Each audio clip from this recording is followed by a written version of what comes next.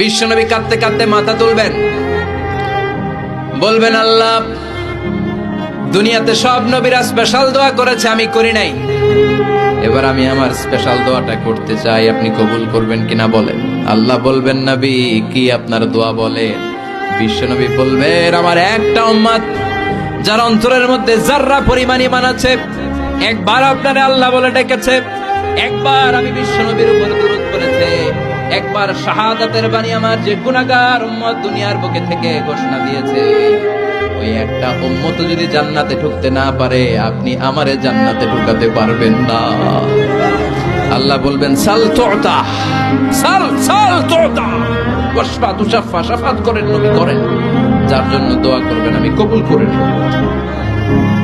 দুনিয়াতে বিশ্বনবী কম কষ্ট সহ্য করে নাই। 3 বছর শিয়াবে আবি তালেবে জেল খেটেছে। কয় বছর? দুর্ভিক্ষের বছরগুলোতে বিশ্বনবীর পেটে দানা পানি ছিল না। কলিজার টুকরা হাসান হুসাইন কই মাছের মতো ছটফট করেছে, জামিনে ক্ষুধার জ্বালায় বেহুশ হয়েছিল। বিশ্বনবী যদি ওই স্পেশাল দোয়াটা করতেন, জান্নাত থেকে খাবারের বস্তা পাঠিয়ে দিত কে? ওই দোয়া করছিলেন? জেলখানায় আল্লাহরে বলছিলেন, আল্লাহ স্পেশাল দোয়া করলাম, জেল থেকে মুক্ত করে দেন, করছিলেন?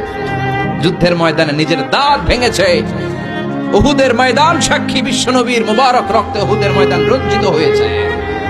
সেদিনও বিশ্বনবী ওই দোয়াটা করে নাই। চিল্লায় বলেন ঠিক কি না?